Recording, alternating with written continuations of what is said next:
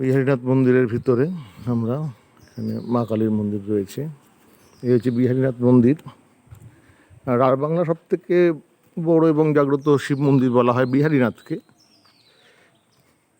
এখানে বঙ্গ হনুমান মন্দির তৈরি হয়েছে। এখানে গরুর একটি মূর্তি, এই নন্দীর একটি মূর্তি হয়েছে, বসানো আছে। পিছনে কিন্তু পাহাড়, বিহারীনাথ পাহাড়।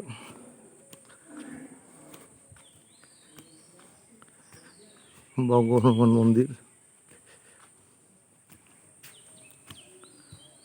বজরংবলীর মূর্তি বসানো রয়েছে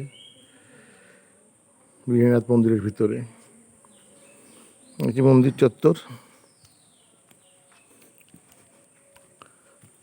এখন একটু যাচ্ছি মেন মন্দিরে।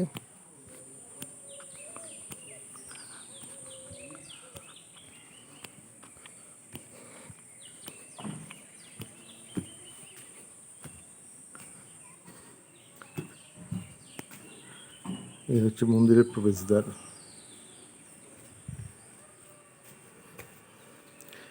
এই হচ্ছে বাবা বিহারীনাথের মন্দির। এখন একটু ফাঁকা রয়েছে। শ্রাবণ মাসে লাখো মানুষের ভিড় হয় প্রতি সোমবার। বাবা বিহারীনাথ, তার নন্দী এখানে। এই হচ্ছে বিহারীনাথের মন্দিরের ভিতরটার অংশ। এরকম বাবা বিহারীনাথের মন্দির বাঁকুড়াতে রাঢ় সব থেকে জাগ্রত এবং বড় শিব মন্দির বলা হয় এই বিহারীনাথকে। যেমন তারকনাথ কলকাতার দিকে, তেমন একটা হুগলিতে, তেমন একটা বিহারীনাথ রাঢ় বাংলায়।